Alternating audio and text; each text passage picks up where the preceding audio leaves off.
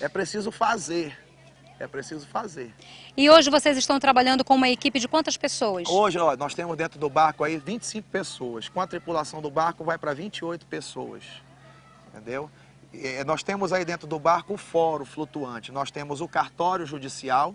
Então nós fazemos as audiências, o advogado, aliás, com apoio da Uninorte, o advogado entra com a petição inicial, o núcleo de prática jurídica, vai para o cartório, é autuado o processo, vem para o juiz despacha, foi o caso de ouvir o Ministério Público, e no caso, a maioria dos casos aqui, quase todos, vai para o Ministério Público, o promotor faz a promoção, realiza-se no caso do registro tardio a audiência, o promotor dá o parecer na audiência, o juiz a sentença, na hora, no mesmo dia, no barco, entendeu? Aí, veja bem, dizem assim, as pessoas às vezes até nem acreditam, porque as pessoas acostumadas assim ao esquecimento, na verdade, elas às vezes, né, poxa, mas tão fácil, quer dizer que é isso aqui que... Aí elas veem que foram desrespeitadas durante 60, 70 anos das suas vidas, né? E a gente fala isso. Por um processo simples. Uma coisa que, como se fala no direito, aí já vai falar o juridiquês, um processo de jurisdição voluntária, jurisdição voluntária é o seguinte, aqui não tem briga, não tem perdidos e vencedores, entendeu? O juiz decide, não há litigiosidade, para falar outro termo técnico aqui, então não tem briga. Então o juiz decide e é feito o registro lá na hora no barco, a pessoa sai.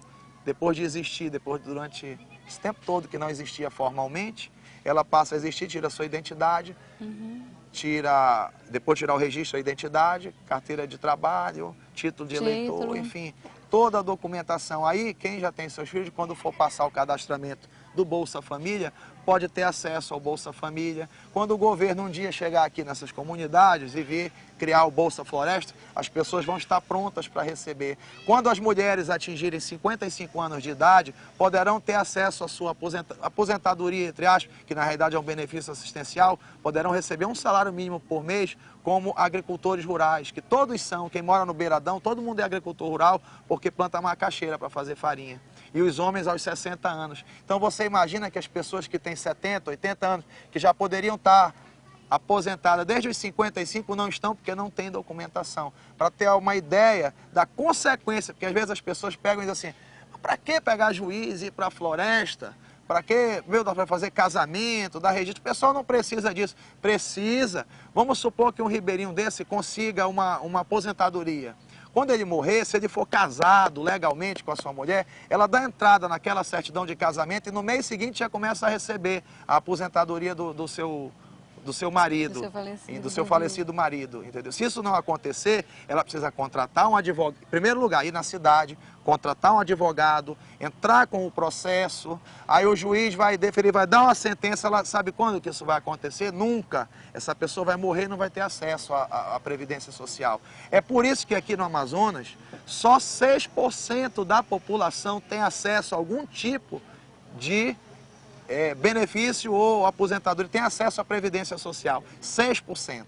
No Rio Grande do Sul, que é o estado padrão, 20, 21% das pessoas têm acesso a algum tipo de benefício. Não vamos nem nos comparar com o melhor, vamos pegar o Nordeste. O Nordeste, a média do Nordeste é 12%, entendeu? Na região amazônica, é isso que você vê, né? O Amazonas lidera negativamente, tá o Pará, Pará logo ali colado atrás. Mas ainda estão brigando. Mas está colado ali, junto com a gente, mas um pouquinho melhor que a gente, entendeu? Então... E quantas comunidades já foram beneficiadas com esse projeto? Aqui agora, nessa que nós fizemos aqui no Rio Manacapuru e no Lago do Anamã, que pertence a Manacapuru, nós já fizemos 36 comunidades, parando em 5 localidades. Eles param na localidade e atendem N comunidades. Enfim, tudo isso para cumprir a Constituição Federal e para olhar para essas pessoas, porque é preciso ter se fazer a seguinte constatação. A pobreza extrema, ela é inconciliável com o pleno exercício da cidadania, ela é inconciliável com o princípio da dignidade da pessoa humana, com a cidadania. Então, é preciso romper com esse ciclo e incluir essas pessoas. E o judiciário pode e deve fazer isso. E eu tenho certeza que os juízes do Amazonas, os promotores de justiça, os cartórios que participam, as universidades estão aí para ajudar. Agora isso precisa ser uma ação da justiça, enfim. E vocês seguem algum calendário? Seguimos o calendário das águas. Por exemplo, aqui no Rio Manacapuru, só é possível chegar aqui onde nós estamos de barco nesse período do ano que o rio ainda está cheio. E muito embora já esteja começando a secar. Daqui mais uns 4, 5 meses é ruim de chegar aqui. É ruim até para as pessoas idosas chegarem no barco. Porque a beira do rio fica uma lama, secando, elas caem e tal. É difícil a locomoção. Então, seguimos esse calendário das águas. Esse período agora, aqui que está secando o rio, aqui para baixo, aqui no Solimões, na verdade, que começa a secar, é muito importante vir nesse período.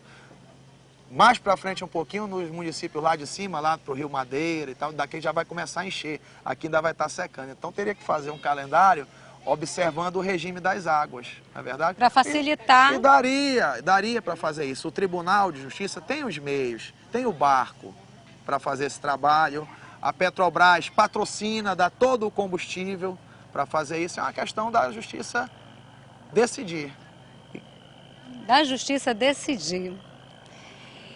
E para fazer esse projeto que você está fazendo, qual é o apoio que você está tendo? Nós estamos tendo o apoio da sociedade civil organizada. Por exemplo, o barco foi cedido pelo professor Valderi da Uninorte. Não só o barco, como a professora, advogada e os dois estagiários do Núcleo de Prática Jurídica da UERJ, que funcionam aqui como advogados. Porque no Amazonas, a Defensoria Pública não tem número de defensores públicos suficiente para atender todos os municípios, entendeu? E aí não há como, então, mas precisa o advogado, porque o advogado, segundo a Constituição Federal, estamos de novo falando da Constituição, é indispensável a administração da justiça. E entendeu? É bom esclarecer, Daí aquele grande chavão da OAB, aquele que diz sem advogado não há justiça, e é verdade, sem advogado não há justiça. Então, a Uninorte não só cedeu o barco abastecido, como colocou a advogada e os seus estagiários aqui para funcionar no projeto. Temos a participação do Ministério Público, da 2ª Promotoria de Manacapuru, o cartório do 2º ofício da comarca e do restante da sociedade. Por exemplo, a alimentação aqui foi cedida por um dos supermercados maiores que tem aqui a cidade, o supermercado Bom Preço e o Pontão Palmeira, né? O material de expediente foi doado pelo cartório do 2º ofício, o escrivão Marcelo Filho doou todo o equipamento necessário. Enfim, a polícia mandou a sua identificadora para cá e nós estamos seguindo, fazendo o trabalho, né? Seria impossível, a Rádio Palmeira FM, uma rádio FM daqui de Manacapuru, que é ouvida nesse beiradão inteiro. E como foi, exatamente, além da rádio, em termos de divulgação, como toda essa comunidade ficou sabendo que esse projeto ia estar? Foi o seguinte, nós elaboramos a programação. Além de divulgar na rádio, colocamos nos barcos escola. E os barcos escola se encarregaram de difundir. Já com a data definida? E nos motores de linha, com as datas, as definições, os locais, dia e hora de atendimento e para onde que as comunidades mais próximas teriam que se dirigir. Ou seja, coisas extremamente simples, que se faz até sem tecnologia, como no passado, não é verdade? Mandar num pedaço de papel escrito, enfim. E o mensageiro que se encarregue. É uma questão de querer fazer. Eu acho assim, que quem quer faz. Verdade. Se é uma juíza, amiga minha, a juíza de Lábrea, quando fez esse trabalho lá em Lábrea, a doutora Ketra, ela falou no documentário, ela disse, olha, é difícil, tem muitas dificuldades, muitos carapanãs. Ela, inclusive, levou o filho dela de 1 ano e meio com ela para o Beiradão. Passou 7 dias lá em Lábrea, no interior de Lábrea, fazendo. E ela terminou o discurso dela, a entrevista dela no documentário lá do tribunal, dizendo o seguinte, olha, é difícil, é muito difícil, mas quem quer faz. E eu acho que é por aí. E é gratificante? Sim, é gratificante, porque você primeiro tem a consciência do seu dever cumprido, que você fez o máximo para melhorar a vida das pessoas. Porque é preciso se ter a consciência que o judiciário, antes de qualquer coisa, é um serviço público. E o judiciário tem também que demonstrar eficiência. Não é verdade?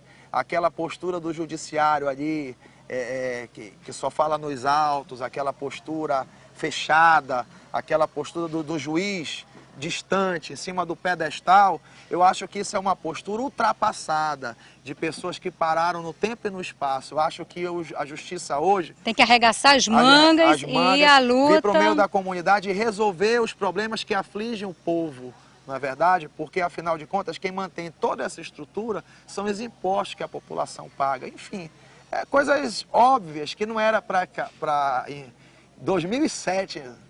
Quando do nosso Senhor Jesus Cristo, em 2007, para nós estarmos aqui falando como se fosse...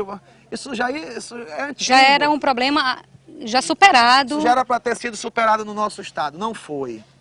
Cabe a nós agora darmos a nossa parcela de contribuição e acho que é por aí. Cada um tem que fazer o seu. Eu quero apenas destacar a importância que a UFAM teve no projeto para chegarmos até aqui. Eu já mencionei o AmazonSat. Menciono a Universidade Federal do Amazonas, em 2003, estive lá com o professor José Russo, ainda no nosso tradicional prédio lá na Praça dos Remédios, e expus a ele o projeto e ele acreditou ali no projeto, que era o juiz de Manacapuru fazendo aquilo lá com a promotoria e tal, e deu certo. Mandou o Núcleo de Prática Jurídica da UFAM, fomos lá. Quero agradecer aqui também ao Sebastião Reis, que na época comandava a redação da Crítica lá, diretor de redação da Crítica.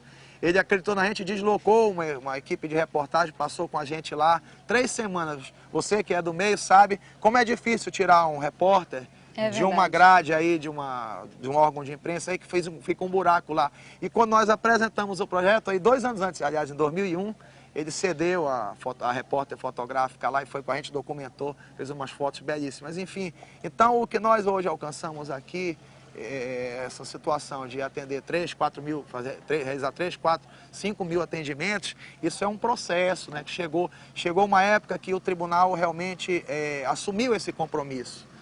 E no ano de 2004, que foi dado continuidade pelo presidente que veio após, começou com o desembargador Arnaldo, depois o desembargador Birajara deu continuidade. E aí foi feito em 35 municípios, com vários juízes fazendo, sob a coordenação da Justiça, que fazia os convênios com os prefeitos e as prefeituras bancavam o projeto, o tribunal pouco gastava.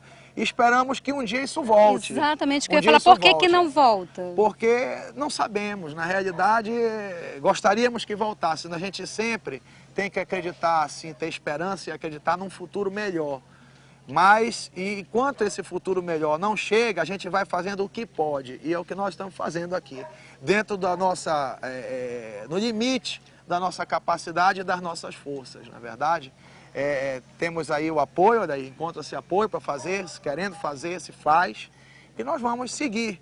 Enquanto tiver forças aí, nós vamos seguir fazendo. Enquanto existirem juízes que nem o senhor, que está aí batalhando, tentando ajudar essa gente que realmente necessita dessa documentação, com certeza a coisa há de melhorar e vamos sair desse topo.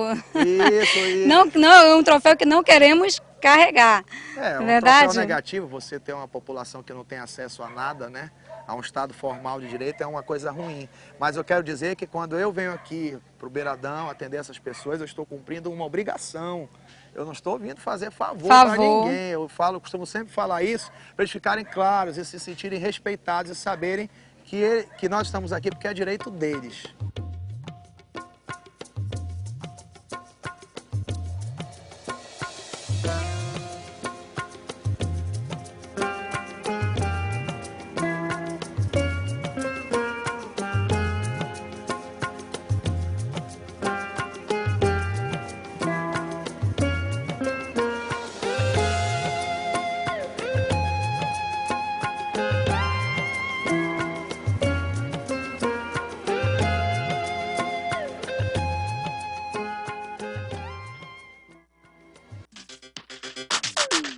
Revista UFAM.